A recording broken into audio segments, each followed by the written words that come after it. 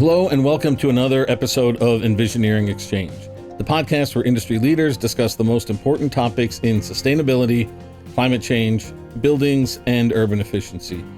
I'm Vic Marinich from Danfoss, and I'm delighted to be your host of this podcast. You can subscribe to our show on Apple Podcasts, Spotify, Captivate, or wherever you get your podcasts. Today, we have Jeff Staub, Sales Director at Danfoss Climate Solutions North America, back on the show to talk with us about the electrification of boiler systems in commercial and industrial heating. Jeff, welcome back to the show. Thanks, Vic. I appreciate you having me here. I'm really excited to spend a couple minutes talking with you about boilers and hot water heat pumps today. Very nice. Wow, you really are a sales guy. I almost believe that. So recently, I think the last time you were here, we've done a lot of different topics on heat pumps here. And the last time we specifically talked cold climate heat pumps and, working in those low ambient conditions. We've got a couple different projects being run by the government to help drive the market that way. But today we want to focus on another subset, let's say, of the heat pump market, and that's deep dive into replacing commercial and industrial boilers with heat pumps. So maybe first we just start with the definition. So what do we mean when we say commercial and industrial boiler? So this is about as vague as the term heat pump. Yeah. So when you talk about a boiler in general, most people think of the word boil fundamentally as the transition of water to steam happening at 212 degrees, or so we believe at certain pressures. So in that, you're typically thinking of a boiler as creating steam, but that's not necessarily the case. You have hot water boilers, which are just heating water, but people refer to them as commercial boilers. And then, of course, you have truly steam-generated commercial boilers. On the industrial side of things, it's also very vague on the industrial side. You can be creating steam in an industrial boiler where you're generating steam up to 1,000 degrees Fahrenheit, 3,000 PSI for different types of turbine and power generation. But you also have the generation of hot water in industrial processes. And that would be considered an industrial boiler, typically using water up to 100 Celsius or 212 degrees. You could see water even going up to 250 or 300 to 400 degrees. Now, unfortunately, in that 300 degree range, you have to typically burn some type of fossil fuel to be getting to that high. I think that's one of your limitations with the heat pump, or transitioning from a boiler into a heat pump. You do have limitations on how much hot water you can get out of it. But I think there's also a difference in terminology when you talk about just hot water heating versus boilers. And that's also different by market segment. If you look at residential and we talk residential hot water heating, you're typically talking about that in which you're heating water, but it's in open use. So when we wash our hands, when the dishwasher uses hot water, it's an open loop system.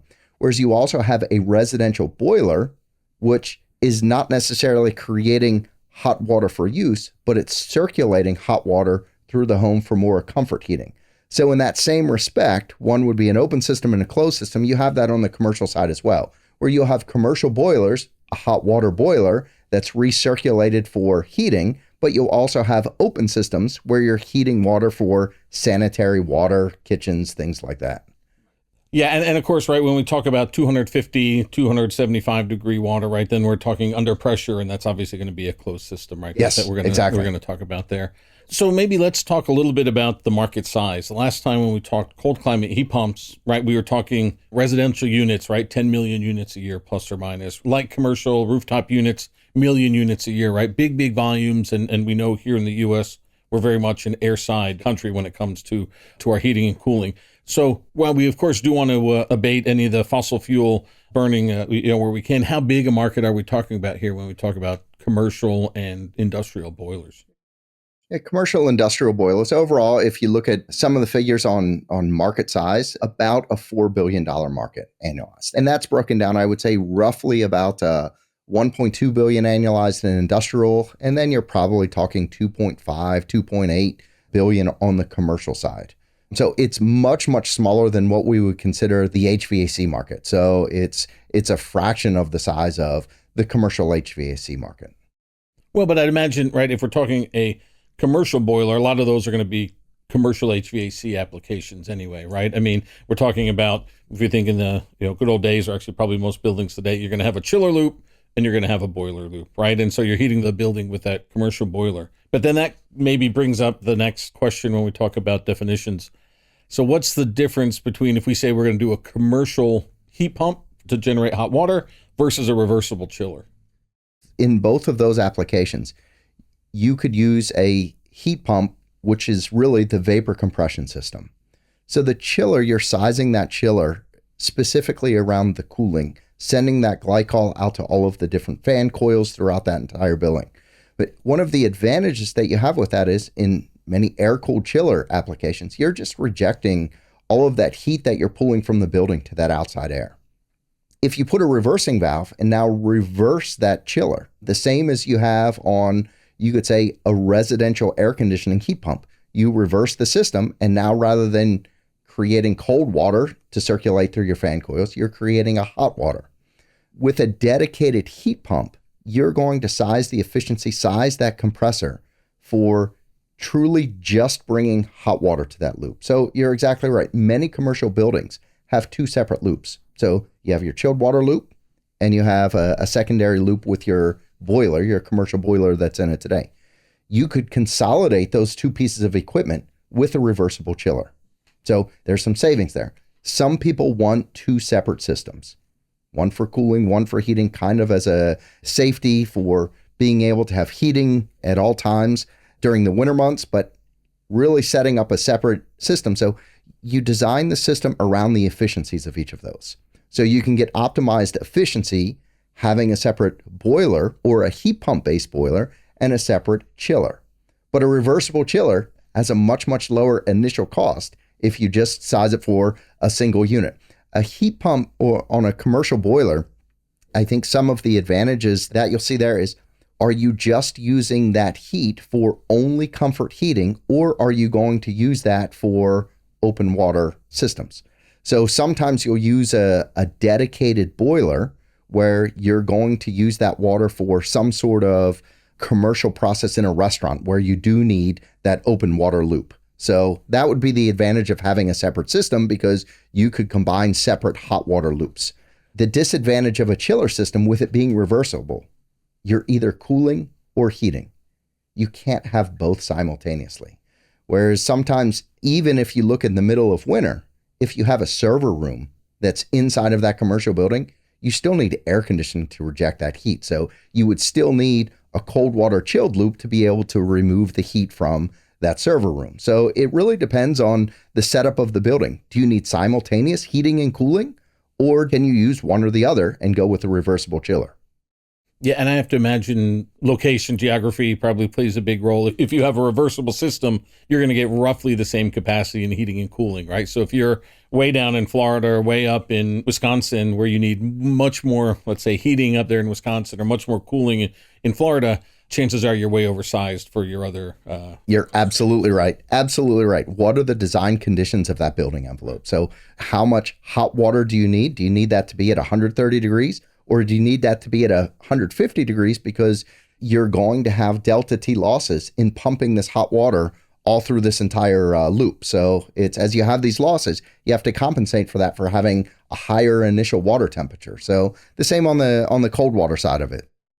Yeah, it's clear. Reversible chillers certainly are a good solution, but maybe not a good solution everywhere. As with most things, the answer really is it depends, right? And sometimes you want to have a dedicated heat pump just for making hot water, right? And a dedicated chiller, and other times maybe a reversible system. That's exactly right. Both absolutely have a place in this marketplace. You're not going to see reversible chillers replace every boiler that's out there. Absolutely not. And even at water temperatures, you're still going to have the need, based on higher water temperatures. You're still going to use fossil fuel driven commercial boilers. You're not going to see a 100% replacement.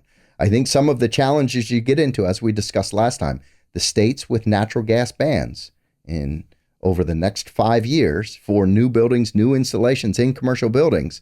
What is the technology for that heat pump fire dedicated water heater to raise those temperatures as high as what some commercial buildings need?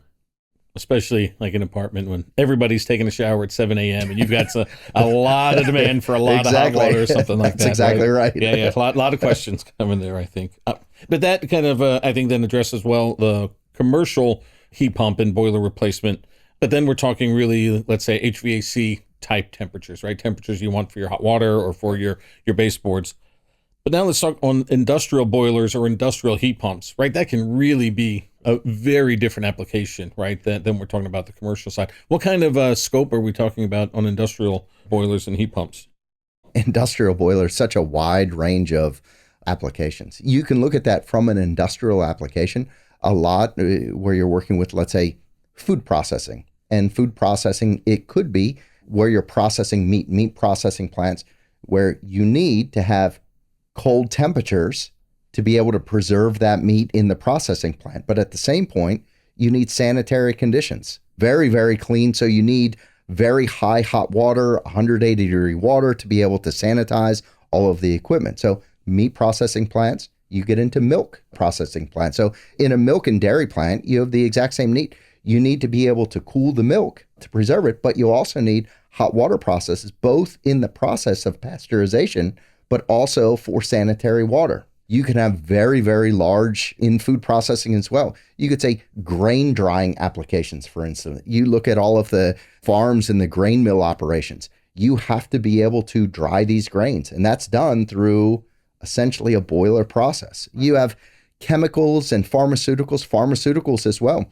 When you're dealing with the mixture of chemicals, when you mix solvents, sometimes you have to go down to very, very low temperatures in cryogenic cooling, but other times you're mixing these chemical solvents under very high temperatures where you need an industrial boiler. So again, some of these very similar to the commercial building. If you look at milk cooling, for instance, you need that refrigeration side of things. You need to be preserving that milk. So that's where if you were to look at a CO2 heat pump, where you're using in a single refrigeration system, you're using the heat absorption for the cooling process, but also the heat rejection, where you're able to get higher temperature waters. So refrigeration applications are good, but again, where do you need that sized for the efficiency? Is that on the refrigeration side? That's a precision cooling, or do you need certain temperatures on the boiler side for a sanitary hot water for cleaning up, where you have animals and livestock and meat and things like that? So really depends. You have a huge array in industrial boilers. And then, of course, when you're getting into power generation, of course, power generation is that high temperature steam. But even to get the high temperature steam, to lift that temperature, you have feed water systems where you're elevating that water temperature up to 180 degrees, which is then can either be mixed in an open system with the steam up to your much, much higher temperatures, or a closed system where you use a heat exchanger, where you're heating your hot water feed loop going into an industrial application to then create high temperature steam for power generation. So it sounds like on the commercial side, we're probably, let's say, mostly there when it comes to heat pumps for heating, right? Because we're talking in that comfort range. But for industrial applications, to, let's just say, replace boilers, replace fossil fuels, we have a much harder fight ahead of us. Are there other solutions besides just reversible systems that you think can get us there in the next steps? Yeah, there absolutely are. I think it's outside of just reversible system. You can have a dedicated heat pump that's designed for higher temperatures using specific refrigerants. Very similar as we talked last time on cold climate heat pumps, these high compression ratio compressors. Using some medium density refrigerants, propane, R454C, you can actually drive those water temperatures in a dedicated heat pump system up to about 195 degrees Fahrenheit. So that's getting pretty high. If you use lower density refrigerants such as an isobutane, a pentene, or even a hexane, you can really start to drive those temperatures higher. And isobutane, just with a straight vapor compression dedicated hot water heating, you could drive an isobutane system up to that 100 degrees Celsius, 212 degrees, right at that high end of that water temperature limit. We've also seen, when you look at industrial applications, many of these ammonia-based industrial refrigeration systems, they have for many, many years used what's called a cascade system, where you actually have a low temperature and then you reject that heat into the medium temperature application. You can put an additional cascade on there to get hot water. And if you use an isobutane cascade system, you can drive that water up to 250 Fahrenheit. The challenge with that is these are large industrial systems. So you're not going to have a three-way cascade system in a small commercial building. So it is truly industrial processes. Yep. I guess on the positive side there, of those refrigerants you were mentioning, right, whether it's propane, isobutane, hexane, CO2, right? I mean, they're all natural refrigerants, right? So we get away from the GWP issues. We get away from, the global warming potential of those refrigerants.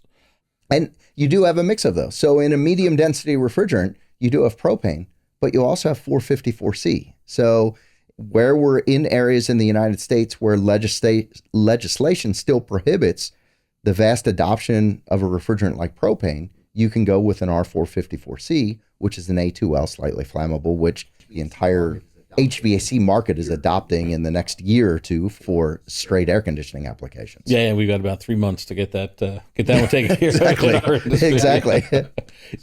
So these, let's come different refrigerants that we're looking at and operating at these higher temperatures, does that change any of the mechanics of the system? I mean, obviously you still need compressors and heat exchangers and expansion valves and so on, but is it something significantly different when we're operating with those different kinds of refrigerants, or is it really kind of what everybody's used to working with today? Most of it is what everybody's used to working with today, but there are very, very clear differences. So very similar when you talk about air conditioning and going to a cold climate heat pump. You have to account for a higher compression ratio on that scroll. So you need a liquid or a vapor injection based on the compression ratio. But in general, scroll compressors with R290 or with isobutane, we've developed low density and medium density scrolls over the last 20 to 30 years. So it's not just 410A, but utilizing these other chemicals or refrigerants with much, much higher evaporating temperatures, which are much more applicable for heating the water at higher temperatures. It's pretty much the same. As you approach a system from a contractor, you're going to be looking at what's my pressure temperature, what's my superheat, what's my subcooling. So you'll see a very similar system and approach to these systems. You also have on top of the scrolls, you go into your semi-hermetic. So based on the capacity, are you in a small commercial boiler? Are you in an industrial commercial boiler? What's the overall capacity of hot water that's needed from that? And there you would say, okay, you'll then go from a scroll compressor into a semi-hermetic reciprocating compressor. And you could go into a screw compressor. They are also designed for these other refrigerants. I would say the one exception to that is CO2, because CO2, which is used very much today in supermarket applications, is a great refrigerant for heat rejection or heat reclaim, but you're operating at much, much higher pressures. Similar compression ratios, but you're operating in a transcritical of 1500 to 2000 PSI. And there you'll typically be operating with a semi-hermetic reciprocating compressor for using CO2 in those applications. Yeah, but it's good to know that whether it's engineers designing these new systems, contractors working on them, right, it's not going to be a total change and shock to their system. So training and all that stuff, of course, will have to occur, right? But we're not reinventing the wheel here, right? We're kind of going with what's already out there in the field and just modifying it or optimizing, I guess we can say. That's absolutely correct. We're looking to modify the guts and the internals of all of our compressors. How can we create the scroll wrap differently? How can we look at centrifugal compressors with different higher temperatures, different chemicals flowing through them, whether that's an isobutane or a pentene, and allowing for the higher saturated suction temperatures? We talked about some of the roadblocks last time for cold climate heat pumps, right? One, electrification of the grid. I think that's kind of a big thing. We'd love to get away from fossil fuels, but that means a lot more electricity out there. So do we have any specific drawbacks for these commercial heat pumps, large industrial ones, right? Or can we, we've got all these buildings, New York City, right? We know 2027, I think below 7 stories will have to be natural gas free, and then above 7 stories, natural gas free by 2029, if I remember right. So is it as simple as just not putting in a boiler, putting in a heat pump, and then we're good to go? Or what kind of challenges are we going to find? Very similar to what we talked about on cold climate heat pumps. The electrification of this requires a higher energy input when it comes to you're plugging this heat pump into 230 volt, 460 volt system. So whereas a boiler, I look at this very much to relate into residential water heaters. So if you have a gas-fired water heater, You plug that into a wall, it draws almost 0 amps. So really it's a controller, but your older systems didn't even need to be plugged in because the control was a manual control for the gas. So you had no electricity going into your older gas-fired units. Whereas here again, if you look at dedicated electric strip heating, a huge use of electricity. It's 1-to-1. It's a COP of 1.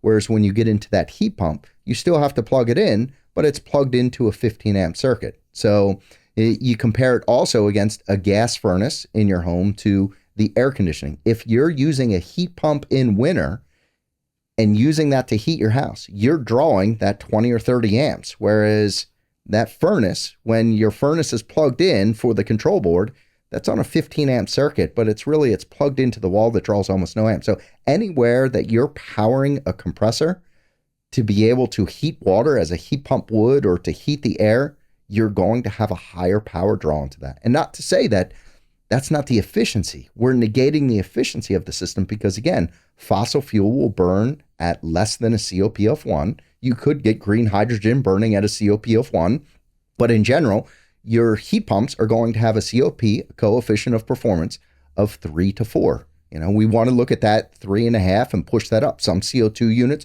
could be operating 4 or 5 based on the design of that individual heat pump. So you, of course, need to prepare the grid to be able to handle for those buildings another piece of equipment that's on there. And I think not just the electrical side, I think, and especially when we get on the commercial side, right? When we think commercial, at least I always think, right, big cities, congested cities. Today, if you've got a boiler, 3 stories underground, you got to get rid of the exhaust gas, and that's about it. Now with a heat pump hot water heater, you have to get rid of the the BTUs as well, right? That's exactly right. So you can't just put in a heat pump down in the third basement in this building. You have to somehow reject that heat or reject that cold air, whether it's a air-cooled unit or water-cooled in a cooling tower. That's exactly right. We've got all these buildings that are going to need incremental rooftop space, let's say, for heat rejection, not just flue gas, right? Is that something you're hearing or seeing a challenge too? You absolutely have to do that. Now, I think, and you're correct, if your machine room is down in the basement, I think if you look at high rise, every 10 or 15 floors, they're going to have a machine room on a level where they can exhaust that. So, but I think this is one of the biggest areas where, if you look at, again, residential hot water heaters, you have gas-fired units, you have electric units, and then you have these heat pump units. And that heat pump in residential, it's grown to about 2% of that entire market. And you say, why? Well, you stick it down in your basement, and that's great in the summer. You're getting free cooling in your basement, but at the same point in the winter, it ends up cooling that down because a heat pump is not generating heat, it's transferring heat. So to be able to heat water, you have to be pulling heat from somewhere. And typically that's pulling heat from the room or from an outside. So you're exactly right. If you're heating water on one side, where are you pulling that heat from? And you can't just pull that from an occupied space in the middle of winter. So you absolutely have to have a remote condenser that's going to be able to be pulling that heat from the outside to be able to heat that water. So that is absolutely a separate challenge that you have. So more of a split system heat pump than a self-contained gas-fired boiler where you just bring in your natural gas line right into it. Right. But that's a big effort, right? I mean, if you want to say replace your boiler, it's not just a matter of taking this thing that's, sitting somewhere in the basement that's, however many cubic feet, and you put in something that's similar size and just hook up, you're good to go. There's a lot of extra mechanical work, I think, that needs to get done, especially in cities and the burbs, and you got lots of space, maybe no problem putting something up on the roof there. But I would also say to that, I think when you look at some of these natural gas bans, it's for new buildings and new installations. So they're not coming down and saying, very similar to cold climate heat pumps, they're not coming in, they're not taking away your system. So when we talk about the natural gas bans, it is for new buildings. So you can kind of design around this, but you're absolutely right. In a retrofit market, it's going to be much, much more difficult, and you have to take a little bit more thought into how your mechanical equipment, exhaust fans, outdoor condensing units are all going to be piped into deliver hot water into the system. Yeah, I know I have to dig way back in the memory banks, but if I remember, in the U.S., we have like 5 million commercial buildings, and about 1 to 2% new buildings a year, right? So if we just wait for all the new construction to come in and fix the issue, it's going to be a long time coming. And even renovation rates are still high level energy efficiency. Renovation rates are very low. So it's going to be a long time coming. And the more hurdles that are there, the longer it's going to take. Yeah, but that's also where let's get started. The COP is better. It is a higher energy efficiency into it. But at the same point, as we talk about how much of an influence this will have on the electrical grid, it is more compressors that are going to be onto it. But this is not an overnight adoption. So as there is a market transition, as the government has implemented new regulations for new buildings, well, that allows the infrastructure to be able to develop to keep up with that. And so maybe one last question or one last point here. We touched on it a little bit. There's definitely challenges that we're going to have in implementing this. But you said already, right, we're getting COPs of 3 and 4 versus less than 1 for burning fossil fuels. Incrementally, talk a little bit maybe about heat recovery, right? Because that's something, like you said, you're putting heat into the building for the loop, then you're pulling the heat out somewhere else. And I have to imagine there's been a lot of thought being put into how can we smartly control where the heat comes from, where the heat goes to. So not just about let's burn it and get the hot water to where we need it to be, but where is that extra energy going to come from? And can we utilize that somehow? So even if we just say we're getting a COP of 3 on this heat pump, but we're also maybe turning off some equipment somewhere else or doing something else. So how do you see energy recovery playing a role in this transition to commercial and industrial heat pumps? I think this is going to become larger and larger of a role. And this is really based on, when you look, maybe not so much on the commercial boiler side of things or the industrial boiler side of things, but in conventional vapor compression chiller type systems. It's when you're sending and removing the heat from the building through this chiller, you have to do something with that heat. And today that's just rejected to the outside air through the condensers. And it's lost heat. You're paying for power to remove heat. Why not do something with that? And you can see for decades, 30, 40 years, it's a commonplace in supermarkets. I think supermarkets are one of the prime examples because they're year round. You have low temperature freezers, you have medium temperature cabinets. And they've looked at that, but they also need to have in the back, in their meat processing area where the butcher's operating, they need to have sanitary hot water. So they use a good bit of higher temperature hot water, not higher temperature 200 Fahrenheit, but you definitely need 150 degrees or so of hot water coming into that building. So heat recovery is standard in supermarket applications where you just pipe your condensers right through conventional tank style water heaters and have a heat recovery station. We can see this to becoming more and more in data centers today, the amount of heat that we're removing from chipsets today. What do you do with that heat? And data centers being so remote in remote locations because they're a giant warehouse. Can you integrate that somehow? Whereas we've seen case studies where in Wyoming, you build a data center right next to a vertical farming center, and they're using all of that waste heat, putting that and converting it, rather than pumping that heat into the air, you pump that heat into water through a braze plate heat exchanger, and then pump that through a vertical farming center. So now you can have year-round heating in a greenhouse based on the reject heat of that. So I expect more and more for that. And with a commercial boiler, I think just on the opposite side of that, where if you have dedicated boiler systems, we talked about, okay, so what are you going to do with that evaporator? You have to be pulling heat. Is there somewhere else in that building that you can be pulling heat from somewhere else? Is that a cooling tower that you're now integrating into this as well? So you can better integrate cooling and heating systems with, maybe you don't have a dedicated heat pump for cooling and one for heating where you're using 2 compressors. Maybe use that single compressor and just add a pump to circulate the water onto it. So absolutely, heat recovery, and the more that we look at overall energy efficiency and not just COP from an individual piece of equipment, but really from that building envelope and truly integrating all of the cooling and heating systems. How do we use that heat rejection into, maybe that becomes the first level for a feed water system where we're getting that one step of, you could say, free water, and then you put in a conventional boiler to really boost that to a higher temperature, or a conventional heat pump boiler to heat it to a higher temperature. I know when we first starting, it was all about component optimization, right? Let me get the best EER compressor or the best whatever hysteresis on my expansion valve and all that stuff. And we soon learned that that's great, right? But those components have to sing together well in a unit, in a chiller, in a rooftop, in a heat pump, and whatever. And that's kind of been the focus for the last, whatever it's been, years. But yeah, now we're really now jumping to that next level, right? Now it's got to work in the building or in its environment, right? It's not just about making the most efficient piece of equipment, but it's utilizing everything to make that whole building optimized. So coming a long way for us old guys. We can see that coming from start to end there. Yeah. And you can see it sometimes that's cost prohibitive to really integrate the full building, because you have a hydronic contractor that only focuses on the water loop. You have your HVAC guys focusing on this. So, but I think holistically, when you have these large companies looking at what their CO2 footprint and how they're contributing to a decarbonized industry, that they're starting to holistically look at that building envelope. You can see it some in residential units when you look at geothermal. So because geothermal does have desuperheating, where you're integrating your HVAC system directly with that hot water heater. So it does exist. It is typically more expensive to do that in a geothermal application. But I think as the world becomes more energy conscious, they're going to look at what is the overall payback and ROI for these investments of mechanical equipment.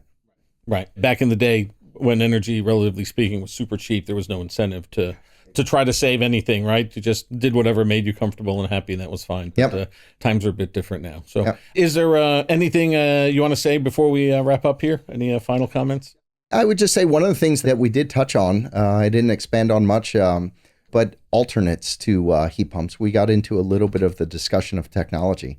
And I think one of the interesting areas to look at more in detail is hydrogen and the use of hydrogen in these. And I think you'll hear it in the media about clean hydrogen and what political candidate you want, who's pushing no fossil fuels, and others that are pushing green hydrogen. But hydrogen itself, you can't just swap out natural gas for hydrogen. You can burn hydrogen and it does burn clean. It's at that COP of 1, the same with an electric heater, and your byproduct is water. So it's when you combine H2 with air and burn it, your byproduct is H2O. But I think you have challenges with hydrogen as well, because although you can get it to burn clean, you don't have, let's say, the coefficient of performance you would with a heat pump. But at the same point, it burns about 500 degrees hotter. And your volume ratio is very different from natural gas. So the amount of hydrogen that you need to burn to be able to produce the same amount of heat with natural gas, you need to use typically 3 times the amount of hydrogen. And it's also operating at a slightly different pressure. So what all of your appliances and everything within that building that's burning a fossil fuel and natural gas, you can't just dump hydrogen into that. So, and hydrogen, when you look at the upper and lower flammability limits, it burns 10 times faster than natural gas and has a much broader range of flammability limits. So it's a little bit trickier to control. But I also think it's a worthwhile exploration, because as we talked about, there are challenges with heat pumps as far as what am I doing with the heat that I'm absorbing? What are we doing with the extra demand onto the grid? So I think it's worthwhile to look at a green hydrogen, but you also have to allow technologies to compete in the open marketplace. In my general feeling, I think there's more advantages to a heat pump, but at the same point, in burning a fossil fuel or a hydrogen, you can get to some of those higher temperatures where heat pumps aren't today.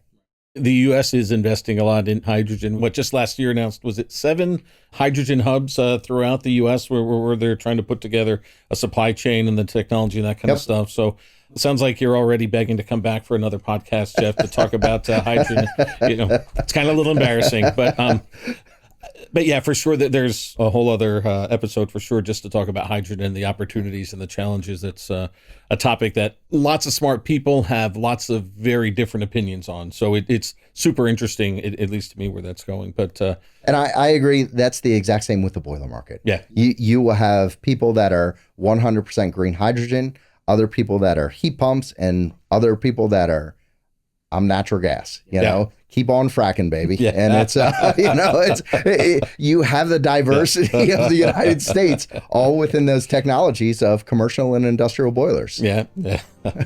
Well, I think we'll end it on that note. So that's it for this episode of Envisioneering Exchange. And I'd like to thank my guest, Jeff Staub from Danfoss, for joining us.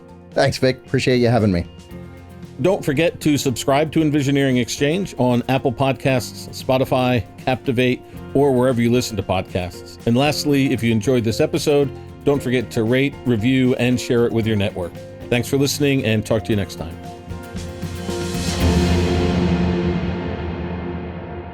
This podcast is for information purposes only. The views, information, or opinions expressed during the Envisioneering Exchange podcast series are solely those of the individuals involved and not necessarily represent those of Danfoss LLC and its employees. Danfoss LLC is not responsible and does not verify for accuracy any of the information contained in the podcast series available for listening on this site. This podcast series does not constitute professional advice or services. This podcast, including Danfoss LLC and the producers, disclaim responsibility from any possible adverse effects of information contained herein. Opinions of guests are their own, and Danfoss LLC in this podcast does not endorse or accept responsibility of statements made by guests. This podcast does not make any representations or warranties about the guest qualifications or credibility. Individuals on this podcast may have a direct or indirect financial interest in products or services referred to herein. This podcast is available for private, non-commercial use only. You may not edit, modify, or redistribute this podcast. The developers of the Envisioneering Exchange podcast site assume no liability for any activities in connection with this podcast or for use of this podcast in connection with any other website, computer, or playing device.